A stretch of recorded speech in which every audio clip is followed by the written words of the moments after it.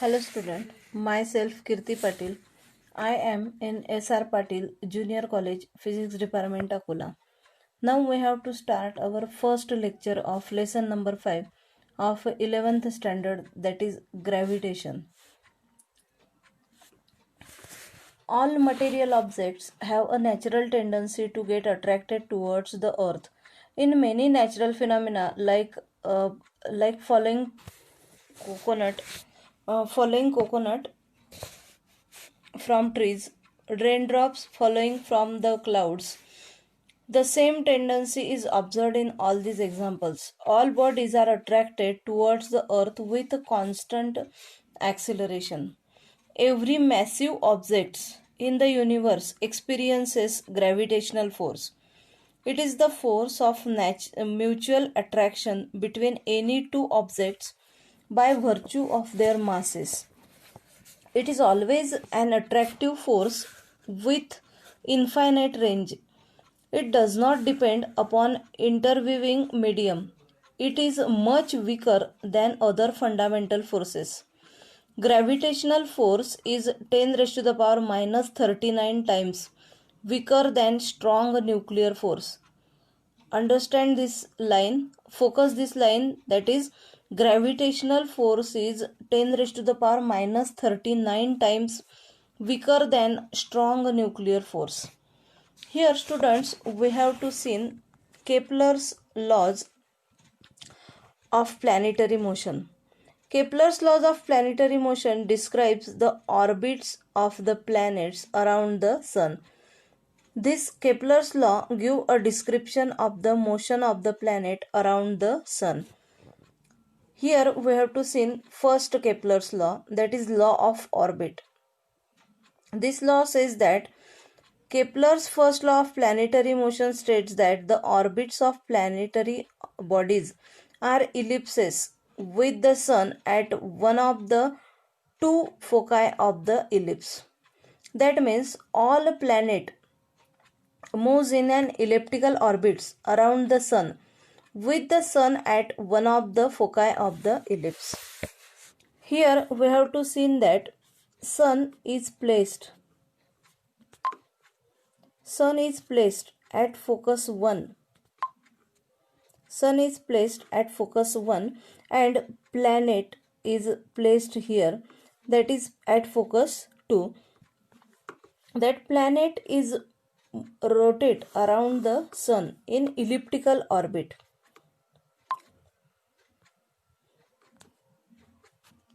In next diagram, we have seen that concept clearly. That is, in this diagram, we have seen that the orbit of a planet around the sun is shown in this figure. Here, S and S dash are the two foci of the ellipse. The sun being at S. And the sun is at S. P is the closest point. That P is the closest point along the orbit from the S, and it is called as perihelion. And A is the farthest, that is the longest point from S, and it is called as aphelion. That PA is that P to A is the semi-major axis, and M to N, that is minor axis. That P to A is the distance twice A, and M to N is the distance twice B.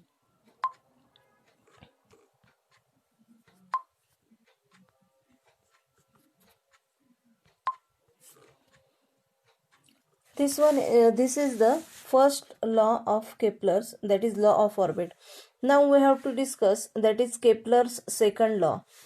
Kepler's second law, it says that the line that joins a planet and the sun sweeps equal areas in equal interval of time. Kepler's observed that planets do not move around the sun with uniform speed. That means planets do not have uniform speed whenever it can move around the sun. They move faster when they are nearer the sun, while they move slower than they are farther from the sun. In the previous diagram, we have seen that perihelion and aphelion point. At nearer the region of perihelion, that planet, see here, this one is the perihelion point and this is the aphelion point. Nearer the perihelion, that planet moves with faster speed, and that aphelion, nearer the aphelion point, that speed of the planet is slow as compared to perihelion.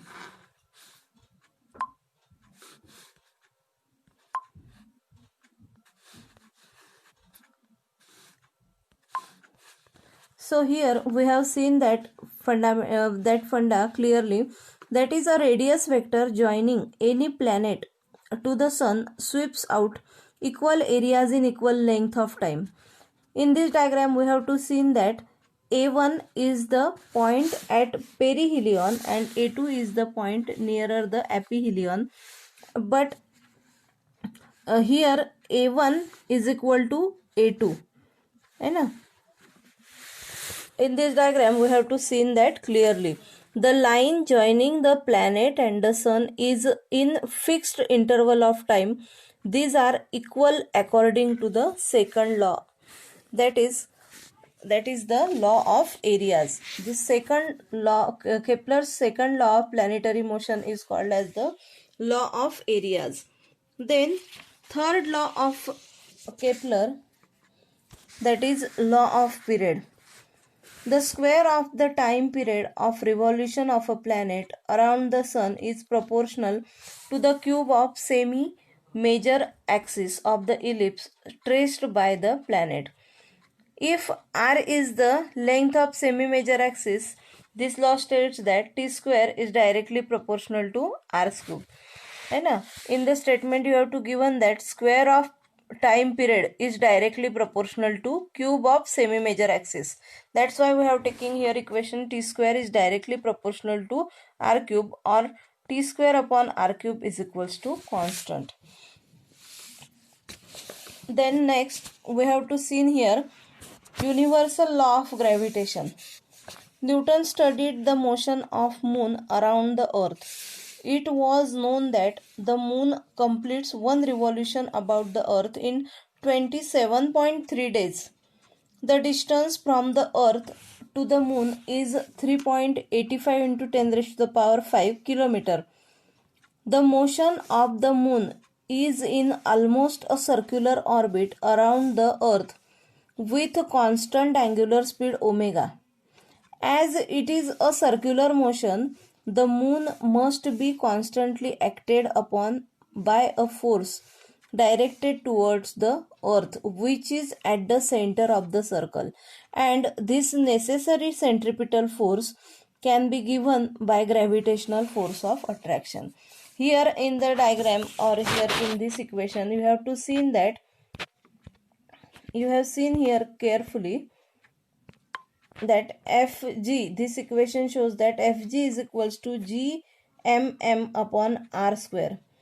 Gm small e, that is the mass of earth, and small m capital M, that is the mass of moon, and r square is the distance between the earth and the moon.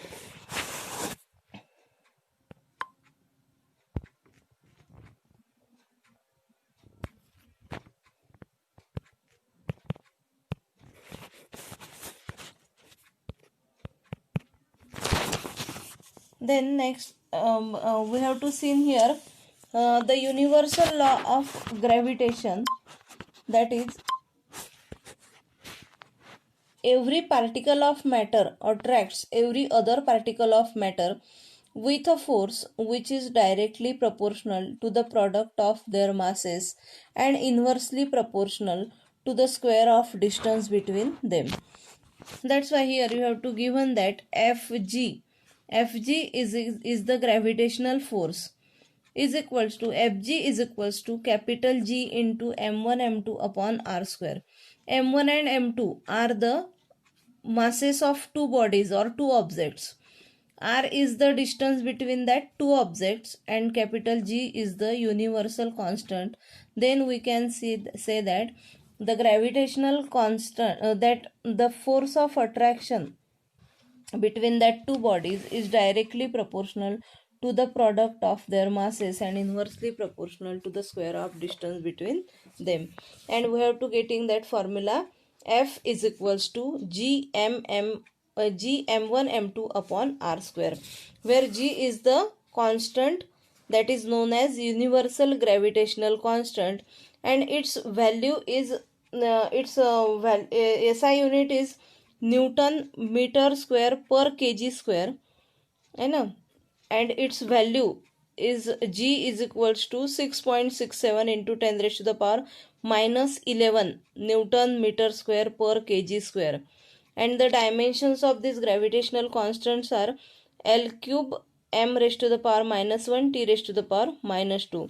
The gravitational force is an attractive force and it acts along the line joining the two bodies. The force exerted by two bodies on each other have same magnitude but have opposite directions.